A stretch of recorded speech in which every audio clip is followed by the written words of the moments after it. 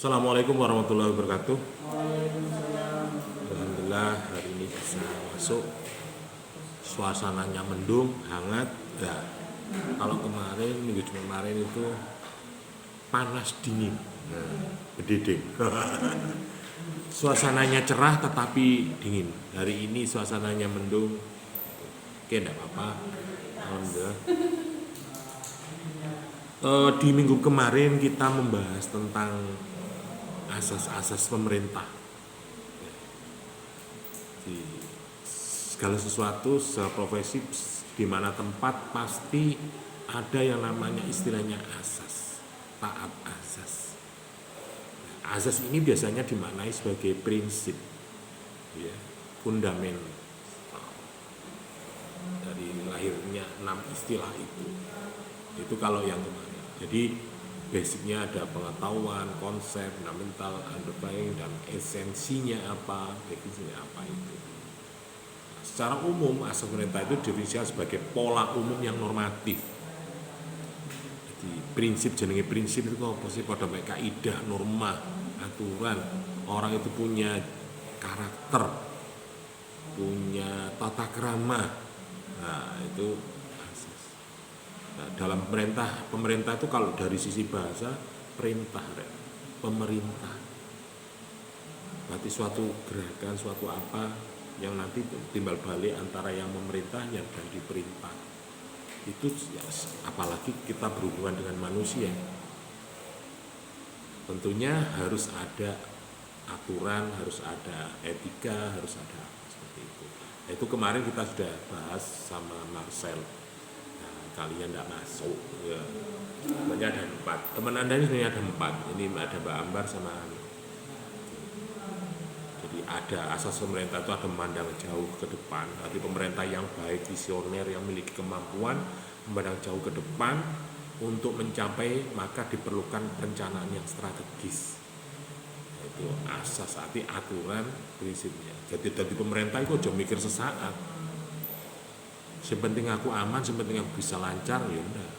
Artinya setiap kegiatan program itu harus berpikirkan hari ini bagaimana, pelaksanaan bagaimana, ke depan nanti juga seperti apa. Begitu juga hidup.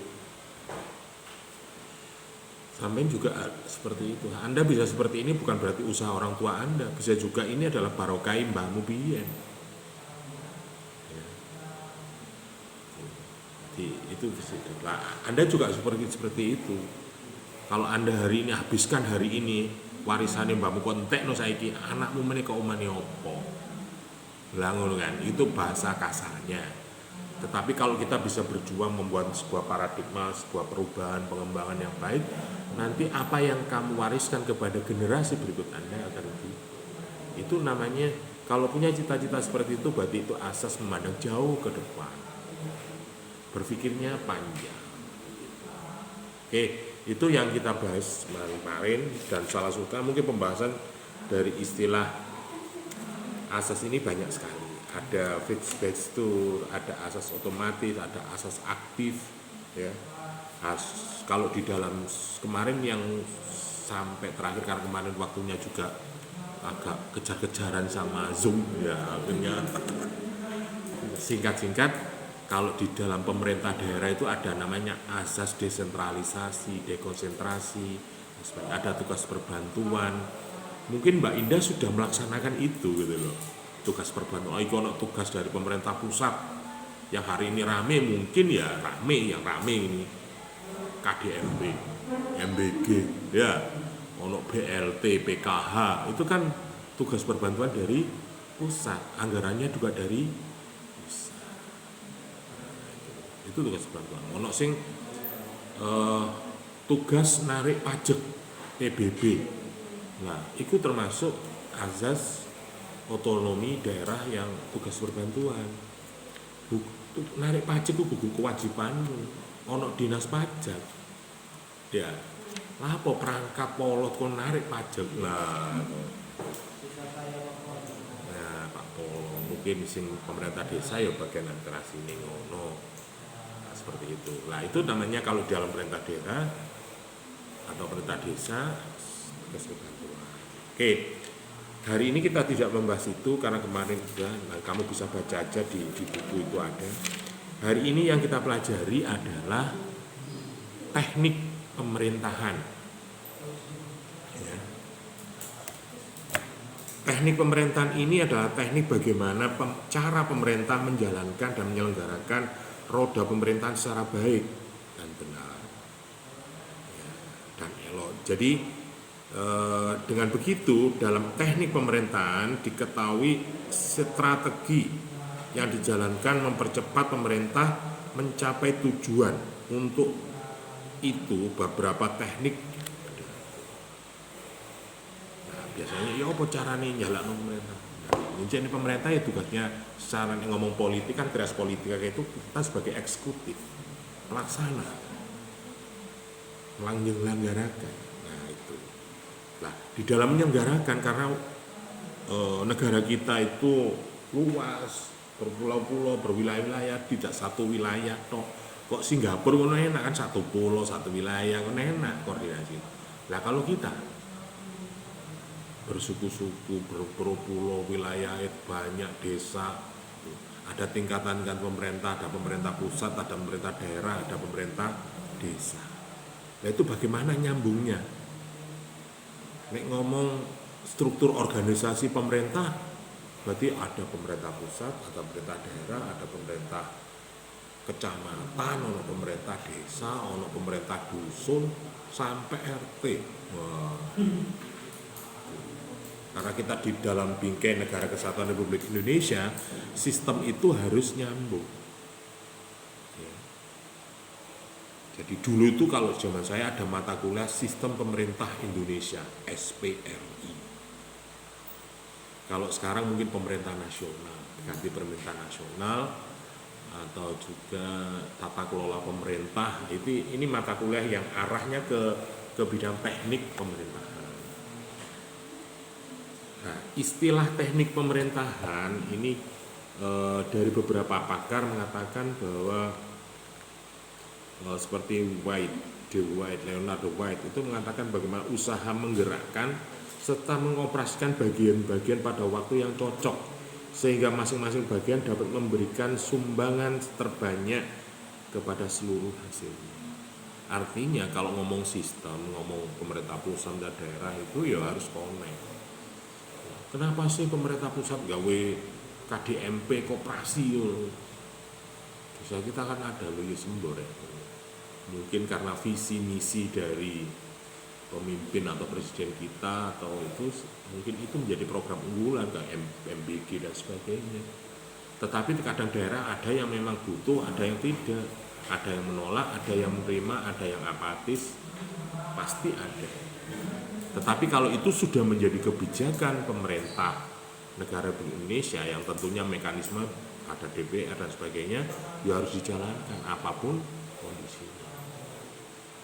Terkait kendala-kendala di lapangan itu tergantung kebijakan dari pemerintah daerah dan desanya itu. Piye ki Pak desaku iku gak ono tanah sing pinggir rembong, TKD-nya itu ono Pak TKD pinggir rembong tapi tanahnya jeglong gak rata lho piye. Nah itu ya apa ngono ya harus ada kebijakan. Makanya di dalam pemerintah itu ada kebijakan, ada kebijaksanaan. Nek ngomong ideal, ya aturan itu harus dijalankan sesuai aturan. Nah, nek kondisi ini gak sido terus. Ya, kok nek gak sido ya apa desane? Kono bangun ini negara. Pasti ada kebijakan-kebijakan yang mungkin menyesuaikan dengan situasi kondisi. Makanya di Leonard White itu menyelenggarakan melaksanakan sesuai dengan waktu yang cocok dan situasi yang tepat sehingga menghasilkan sesuatu yang makanya banyak yang viral. Yo apa sih KDMP kok depan ono sing menghadap ke hutan ini piye ono tanah iku saya kira dinamika di masyarakat karena itu Indonesia sangat pluralistik sangat itulah yang menjadi keunikan di Indonesia. Sebenarnya kalau kita lihat secara internasional, kayak Amerika itu badan usahanya adalah seperti koperasi itu. Makanya UMKM industri itu UMKM, koyok koperasi, model koperasi itu. jadi sahamnya masyarakat. Perusahaan-perusahaan BUMN itu masyarakat yang punya. Jadi masyarakat merasa memiliki, merasa perusahaannya sendiri. Ketika untung ya kita dapat untung, kita rugi ya rugi. Maka sistem koperasi diterapkan di Indonesia. Dan Indonesia memang sudah punya pengalaman tentang koperasi itu. Kalau dulu mungkin KUD, koperasi unit desa yang ada di kecamatan. Sekarang tiap desa. Nah, harapannya masyarakat desa itu bisa mandiri, ketahanan, kedaulatan pangan, kedaulatan ekonomi ada di situ. Makanya koperasi. Nah, menurut Leonard ini tugas ini harus koordinasi ini harus sesuai tepat, sesuai waktu, cocok dan sebagainya. Nah, nek kon memerintahkan pada situasi yang tidak tepat, ya masalah ada. Henry Fuyell mengatakan bahwa koordinasi itu ada berarti mengikat bersama, menyatukan dan menyelaraskan semua kegiatan dan usaha. Itu koordinasi menurut Henry Fuyell. Ya apa ya carane ini berjalan? Ya satu arah, satu tujuan. Artinya apa? KDM itu apa? Proyek tak program, dal prokoh tak sayek.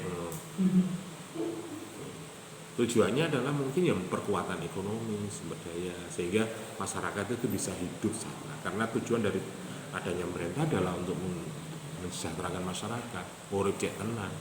Nek urip dhewe-dhewe kaya hewan ngono raja hutan ya malian. Oh iki menungso ya. Menungso dikek akal, iso ngamuk, iso celaton, iso medudu, iso banting, iso ngebom. Itu kalau nggak diatur kan itu ya akhirnya masalah. Maka itu harus ada koordinasi, ada komunikasi. Ada tidak semua kebijakan harus ditanggung oleh pimpinan yang ada di pusat. Bawah juga menerima.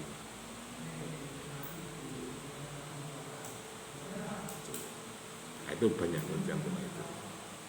Kemudian kalau menurut Jos R. Terry mengatakan bahwa koordinasi itu adalah sinkronisasi yang teratur dari usaha-usaha untuk menciptakan pengaturan waktu terpimpin dalam hal melaksanakan dan mengharmonisasi dan bersatu untuk menghasilkan tujuan yang telah ditetapkan.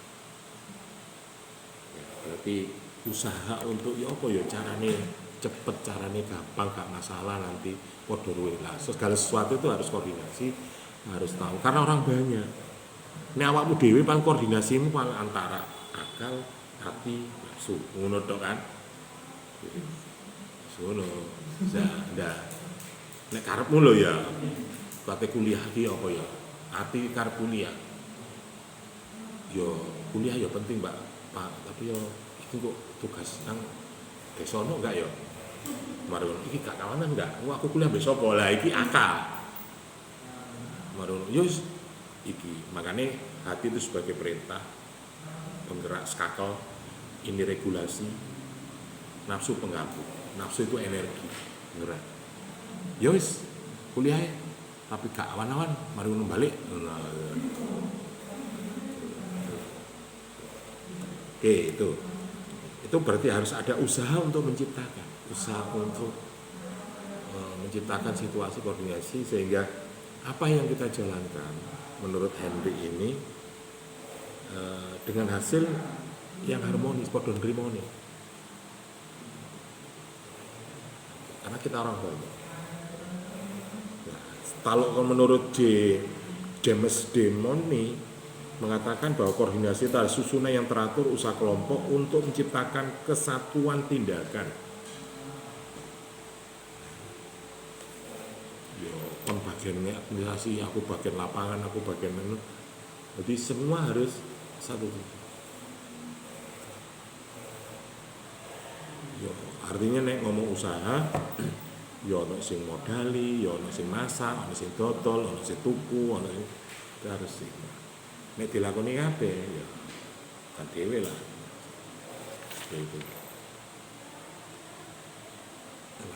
Kalau kita bicara pemerintah berarti ada pemerintah pusat, pemerintah daerah, pemerintah desa. Perintah daerah itu ono provinsi, ono kabupaten, ya. Kalau di bawahnya lagi ada kecamatan, ada desa. Nah, itu koordinasinya bisa dikatakan ada yang horizontal, ada yang vertikal.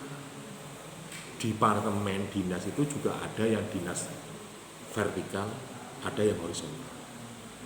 Nah, yang horizontal biasanya pertanggungjawabannya tidak langsung ke atas, cukup pemerintah kabupaten, cukup kecamatan, cukup desa, itu namanya horizontal. Kalau vertikal misalnya kayak Kemenak, misalnya Polri, misalnya TNI, itu vertikal semua. Pemerintah daerah hanya koordinasi saja. Cara mau struktur kayak terus ceret, betul garis nyambung ses. Nek garis nyambung lurus tanpa putus-putus berarti kan koordinasi. Yang menentukan kepalanya, yang memberikan anggaran itu adalah daerah. Misalnya kan di sini ada dinas-dinas ya, dinas PU, dinas opo, di pertanian itu kan ada yang dinas yang horizontal. Kepala dinasnya yang angkat bupati. Anggarannya RAWN juga bupati dari pemerintah daerah. Ada yang dinas di daerah itu vertikal kayak BKKBN, BPS, TNI, ya, Polri itu kan vertikal ke atas. Yang menentukan kepala di wilayah sektor itu bukan Forkom Picam, misalnya camat Kapolsek, kamu nanti tak dadekno Kapolsek, enggak. Ya dadekno yo nggure mana rek. Pasnya. Mungkin Kapolsek yang menunjuk adalah Kapolres. Kapolres ditunjuk Kapolda. Kapolda ditunjuk oleh Kapolri. Wes kon dadi Kapolda Jatim, kon dadi Kapolres Mojokerto, kon dadi Kapolsek Soko. Itu garis instruksi atau dinas. Terkait dengan itu berarti pertanggungjawabannya juga seperti itu. Kalau dinas itu horizontal berarti pertanggungjawaban cukup di daerah. Cukup ke Pak Bupati cukup. Kalau kantor Kemenak, kepala KUA, kepala Depak, ke Bupati mungkin hanya sebagai tembusan. Lanjutnya ya ke Kanwil, Rek. Nah, itu bentuk koordinasi secara horizontal. Misalnya Mbak Ina diangkat jadi sekdes. Dulu kan pernah ada sekdes PNS. ASN-nya dia pertanggungjawabannya bukan ke kepala desa, ke Pak Camat. Ya, berarti laporannya bapak ini jeragane loro. Ya lapor nang Pak Lurah, ya lapor nang ini camat kalau di tingkatan desa. Lah berhubung saiki perangkat semua yang angkat dari pemerintah desa, sekdes, perangkat desa, pertanggungjawabannya adalah kepada kepala desa. Kepala desa bertanggung jawab pada BPD dilaporkan ke bupati melalui camat. Camat itu adalah medebewin, transitai pada koordinator naik, koordinator lurah wilayah, ngono kan ya. Camat nggak bisa menentukan, paling validasi ngono. Oke, ini bisa diajukan ke Pemkab, bisa dicairkan, validasi dong. Perkara cair gak cair usane kono, tapi harus melalui koordinasi camat. Makanya camat juga itu fungsinya adalah koordinasi. Medebewin kalau dalam asas otonomi daerah. Dia tidak punya otoritas di desa. Yang punya otoritas di desa adalah kepala desa. Camat nek, lho ya apa sih narahmu? Tuh. Kemudian ada koordinasi fungsional. Nek fungsional itu masuk nang struktur dinas. Berarti dinas itu ada kepala dinas, ada sekretaris dinas, ada kabid, kepala bidang, ada kebid, ada kasih, ada staf. Itu koordinasi di fungsional. Nah, kalau ini Mbak Ina di pemerintah desa kan seperti itu. Jadi ada kepala desa, ada sekretaris desa, ada kabid, apa jenisnya kabid, kasih, kaur, kepala urusan, staf, bisa juga kadang ditambah staf apa jenisnya freelance. Nah, dulu itu kalau desa ada struktural, pola maksimal, ada minimal. Ono kasine tok, kaure gak ono. Dadi kaur kesra iku ya dadi staf, ya dadi kepala urusan, ya dadi gitu. Nah, kalau struktur yang lengkap di dinas pasti ada seperti itu. Jadi kalau misalnya contoh di Kemenak itu ada kepala kantor Kemenak, ada kasih umum, kabak PU. Jadi dia membawai urusan-urusan semua sebelum ke kepalanya. Atau istilahnya kalau di dinas itu sekretaris dinas, sekdis. Kalau di pemerintah kabupaten ada yang namanya sekda. Di sekda itu kan ada setda bidang umum, set bidang umum. Kalau kan itu ya, kalau set bidang apa? Kerjamu di mana? Di bagian di sekda, Pak. Sekda apa? Bagian kesejahteraan masyarakat, Pak. Oh, ada kabak umum. Nah, kan di bawahnya ada di bawahnya lagi nanti kepala dinas, kepala SKPD, Satuan Kerja Dinas. Nah, di dinas ada sekretaris, ada kasih, ada kabak, ada kasih, ada staf, sampai dari ono pesuruh banyak, gitu.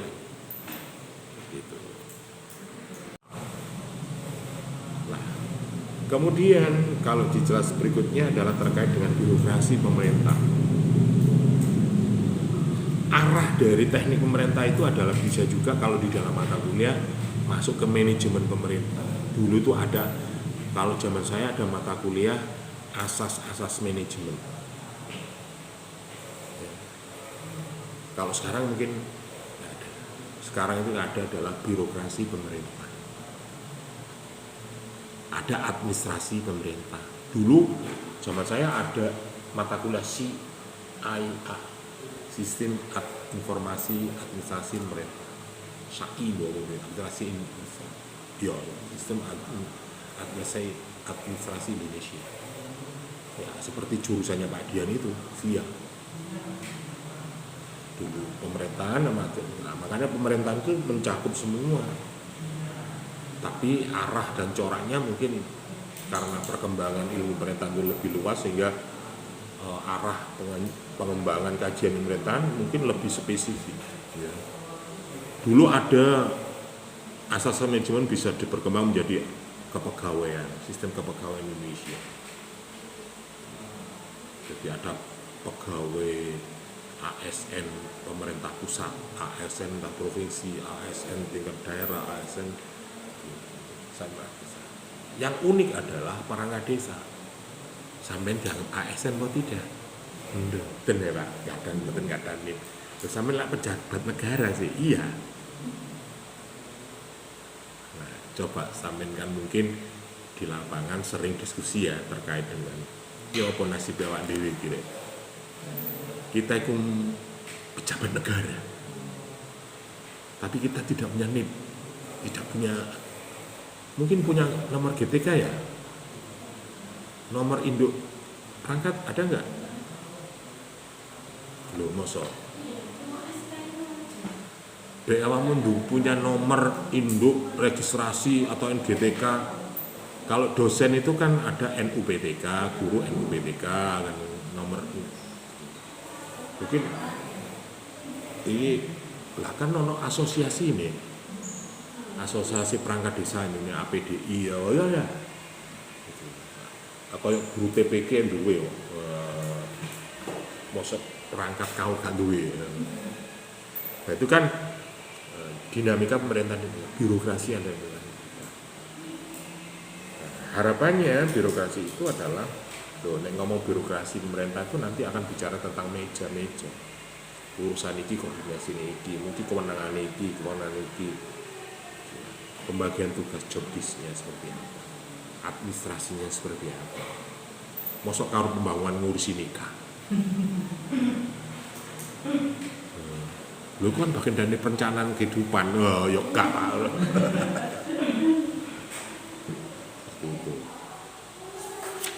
Ada data teknik pemerintah. Data teknik pemerintah itu secara spesifik, efisien, harapannya adalah kerja yang ketat, ada peraturannya. Nek ngomong birokrasi, makanya kan ngomong itu loh birokratis temen.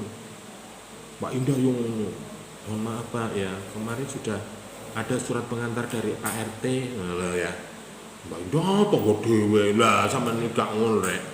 Masih tonggo dhewe kudu dicatet, kudu ana dasare ngono kan. Misalnya, sampean kate apa sih yo? Aku lho kate ngurus iki lho. Lah iya, sampean kudu duwe surat pengantar teko RT, tanda tangan kepala dusun. Wah aku nang lurah, nang polo ditakoni.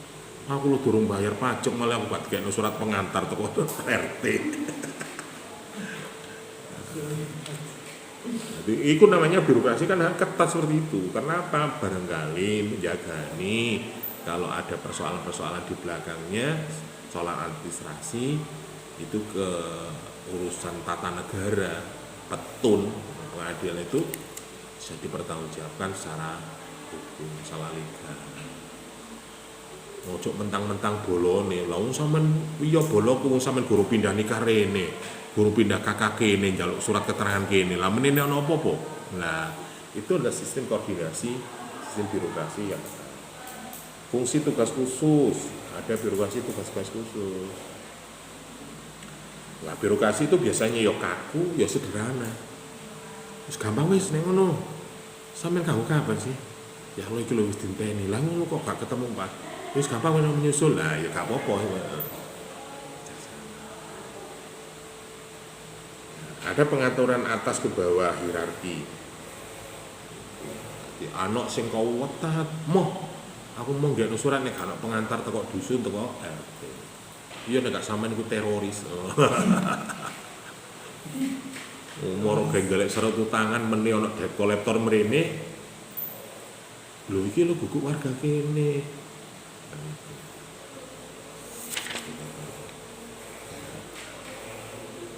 Di dalam struktur teknik pemerintah itu ya kaya organisasi ngono. Ada yang garis-garis putus, ada garis-garis tanpa putus. Itu berarti nek garis putus itu koordinasi. Kita nggak punya ya koordinasi dok. Kalau Mbak Indah sama Sekdes sama Pak Lurah itu garis instruksi. Iki Pak Lurah ngomong, "Rek, tolong kok aku bantun ya ini. Kenapa Pak? Aku lho gekno surat anu wingi ngomong nang aku." Ya wis. Akhirnya secara administrasi Pak Carik merekam, perintahkan Mbak Indah kasih pemerintahan ya. Ya, ini loh ono wargane dusun iko polo iko wingi aku dikabari polo jaring ini. Ah iya beres Pak. Itu namanya garis instruksi. Nek misalnya Mbak Indah pemerintah desa dengan BPD ya mitra. Di luar struktur pemerintah. Ya tapi struktur pemerintah tapi koordinasinya aja. Apalagi saya undang-undangnya adalah permusyawaratan, bukan perwakilan. Nggak perwakilan iso mreteli. Mbak Indah gak jelas pecatan aremu. Itu ngomong teknik-teknik di dalam birokrasi ini juga banyak sekali ya. Jadi banyak para pakar juga memberikan beberapa model seperti adanya tugas-tugas rutin dan kondisi yang stabil. Jadi mungkin ada pekerjaan rutin, laporan tahunan, opo itu mesti ono. Sing sifat insidental kan mesti ada. Ada yang sifatnya tertentu, ada event-event tertentu aja, ada yang 5 tahun sekali, ada setahun sekali, ada semingguan. Laporan itu seperti itu. Itu jenis-jenisnya menurut. Ada spesialisasi tugas. Wah nek urusan itu ya kasih kiai. Iku lha apa ngono? Lah iku sing wingi awale sing ngerjakno itu ya. Ada penekanan cara kerja bisa juga. Ya gimana? Ini perintah. Koyok TNI itu garis komando malah. Komando wis gak nek dibantah maneh. Mau lah nek sing pemerintah bisa juga koordinasi terus sih. Loh, nanti Mbak Indah, niku ya Pak, niku izin kasih kuliah Pak ngono. Insyaallah paling mungkin jam 11 balik Mansur mungkin. Walah, ya wis. Nah, itu ada yang penekanan pada cara kerja. Ono mendowata. Teleponan Mbak Indah. Oh, apa iki darurat iki? Wong wis rumah sakit kan surat terangan ku lah yo wis gede ada no. Akhirnya donop boleh ya. Nah, kadang di desa itu kan seperti itu, kak ruwaya, bengi, awan, isuk. Gitu. Itu ada penekanan surat tugas yang kita harus selesaikan. Makanya di dalam penyelenggaraan pemerintah kita juga ada inovasi-inovasi. Ada yang e-government, ada aplikasi, ada apa. Orang itu tinggal notif, tinggal aktifkan sistem di aplikasinya di rumah tanpa harus datang ke balai desa bisa juga. Nek di desa sampean sudah ada nggak aplikasi pelayanan publik, pelayanan masyarakatnya? Sistem informasi desa ya. Tapi perangkatnya sudah ada. Operatornya. Iya. Jadi masyarakat mengajukan surat apa, keterangan apa, ada.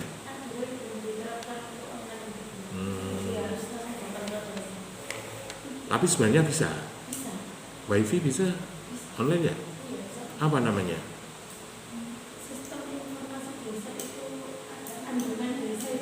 Oh, si cantik tak apa, jenenge apa, namanya apa? Kalau di desamu.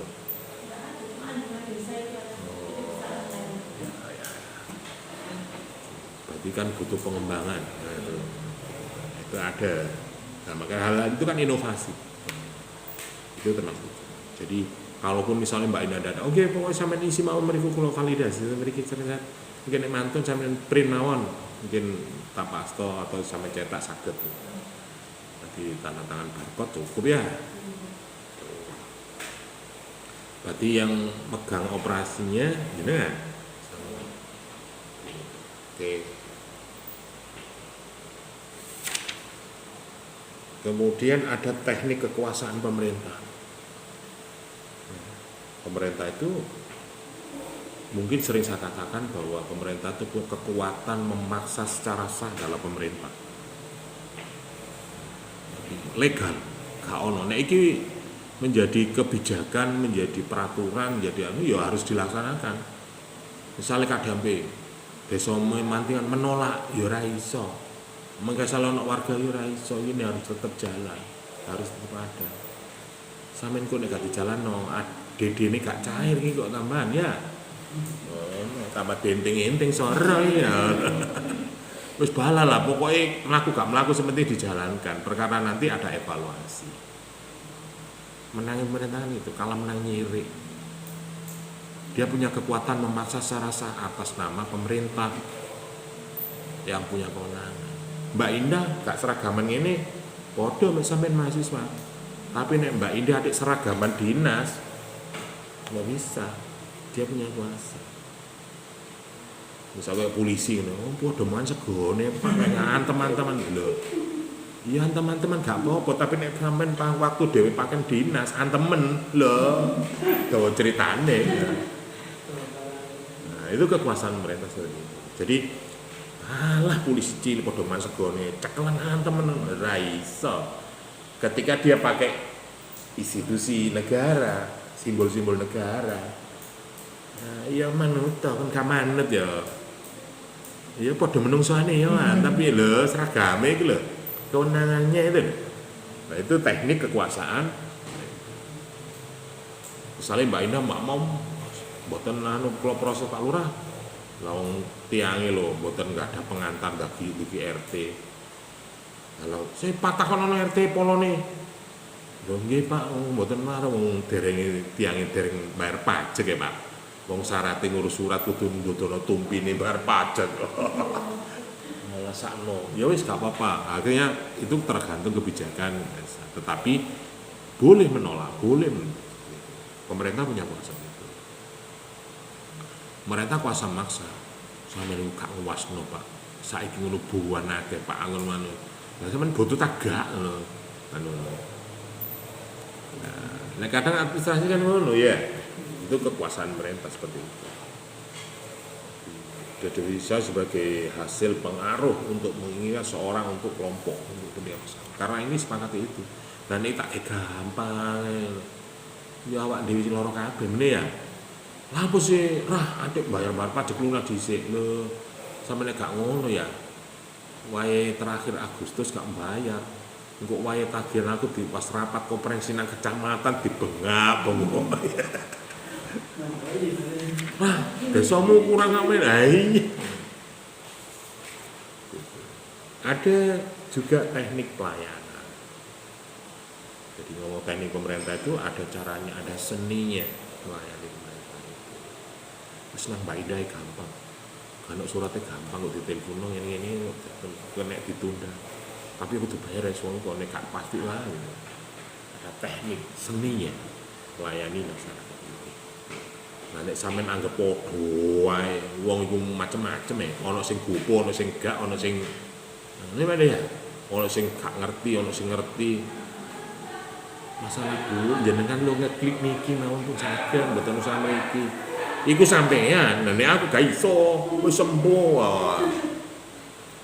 Ya, teknik pelayanan ini macam-macam. Nah, di tingkatan-tingkatan tertentu pasti ada seninya, ada dinamikanya yang itu membutuhkan keterampilan yang namanya teknik pemerintah itu yo tadi pemimpin yo kudu jembar atine, jembar anune.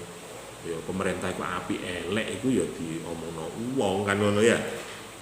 Walaupun niatmu tulus ana sing ngrasani elek iku ngono. Ana sing ngelem ya ana. Harus kuat. Ngomongin pelayanan macam-macam. Itu seni dan bisa juga kita tingkatkan. Ada misalnya berbicara tentang e-government misalnya, sistem informasi desa. Loh Pak, di desa saya itu sudah ada Pak, tapi masyarakat tetap masih manual. Loh kenapa alasannya? Itu butuh riset. Mbak Indah nanti bisa buat karya tulis seperti itu bisa. Alasan masyarakat, bagaimana tingkat partisipasi publik, partisipasi masyarakat terhadap sistem informasi desa. Laop kena apa wong-wong kok gak patek apa ya menggunakan memanfaatkan itu kenapa? Lah mau kantor ide ayo. Ono Mbak Ida tonggone biasa liri-wari kene. Kadek ngene lah ya sampe mbek HP lah masih sampai turun mbek glendang. Saya ngajukan foto ajukan aja nicknya ini foto surat apa kan enak. Enggak Mbak Indah kan nonton oh ada yang ngurus surat iki kamu iki kan validasi ser. Sampeyan ambek turun tenono pas Mbak Indah kok kantor gak kuliah yo cepet yo validasi.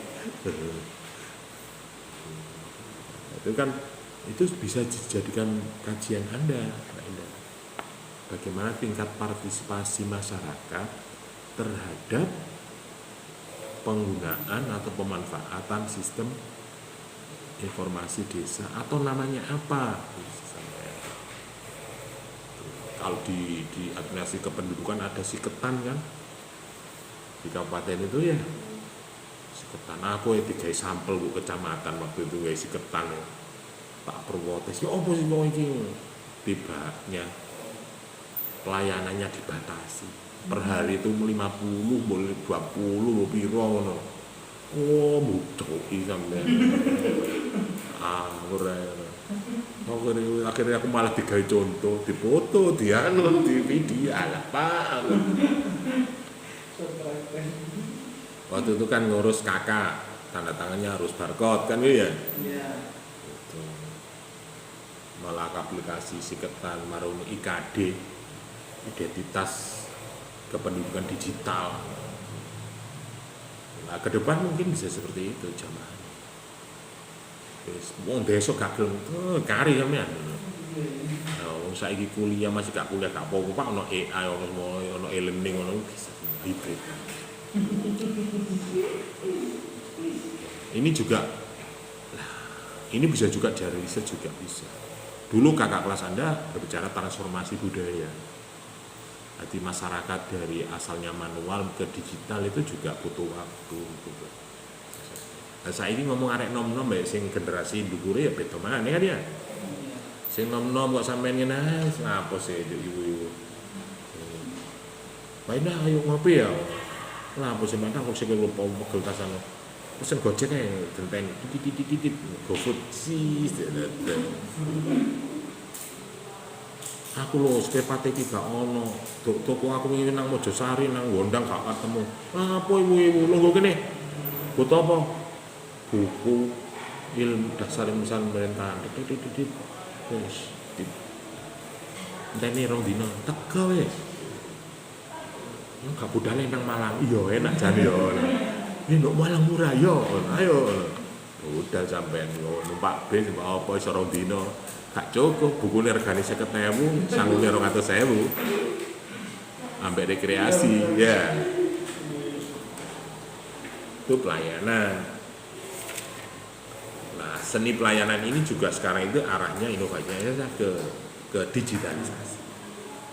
Nek zaman biyen mungkin yo ada salam sapa. Jadi Mbak Indah itu ke kantor ya kali mencucu. Walaupun gue omah mang bunek-bunek bu anak nangis bu papa wadah sampai nang kantor cik metu jono tuh apa bu rene yo wadah Mbak Indah rek kerengir pelayanan kalau dulu kan salam sapa senyum apa kan ngono ya walaupun sekarang sih tetap seperti itu artinya pelayanan ke masyarakat kita harus humanis bahasanya harus bisa manusia bahwa kita itu pelayan mereka buruwe kono, buruwe masyarakat. Mungkin ya dibayar masyarakat juga ngerti kan seperti itu. Nah, ini inti dari pelayanan seperti itu. Ya bukan berarti kita merendahkan, ini memang tugas kita, pilihan kita untuk melayani umat, melayani masyarakat. Nek melayani umat itu bidang agama, ya bayarannya ya amplop sak mesti sak ikhlase. Nek ngomong melayani rakyat yo aturannya rek. Ada regulasi, ada birokrasi. Tuh. Kenapa sih Mbak Indah bayar? Iya, ini administrasinya Pak 50.000. Loh kok larang Mbak Indah? Yoh babah. Kok babah Mbak Indah? Boten. Ini kelihatan per desa. Jadi ini terlapor di masyarakat. Ini sebagai pemasukan desa hasil dari biaya administrasi desa. Kan ono sing harus wis kadek-kadek ngono lurahe desa ya. Di sini Mbak Indah, gak usah ditarik Mbak Indah. Itu sebagian tugas dari kita melayani masyarakat. Gak usah tarik. Lalu kertas itu kok sopo Pak Lurah? Walah. Lurah siji bejakan kan ya. Iya stariin Mbak Indah tapi aja target Mbak Indah. Sak ikhlas ya. Lah yo sungkan Pak mun. Wis kena kalengan ngono. Karena ada sebagian pemerintah desa, pelayanan publik, administrasi untuk biaya administrasi itu ngisi kotak, ngopon nyemplung kalengan dulu. Kalau sudah ditentukan per desa.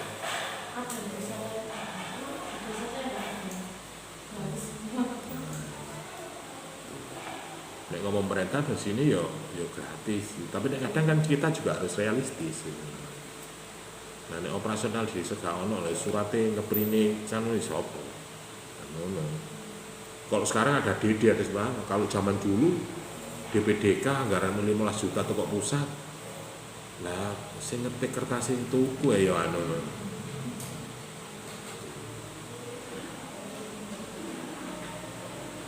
Nah, dalam otonomi daerah juga ada teknik desentralisasi. Ini kalau otonomi daerah. Ada teknik desentralisasi. Jadi ada penyerahan kewenangan. Ada teknik, ono carane. Oh iki ono urusan sing harus ditangani sekdes, ono urusan harus tangani kasih, itu. Ada yang seperti itu. Di pemerintah daerah juga seperti itu. Jadi ada desentralisasi, ada kewenangan-kewenangan yang memang diserahkan penuh kepada desa. Kok saiki lho ngomong pendidikan ya, contoh.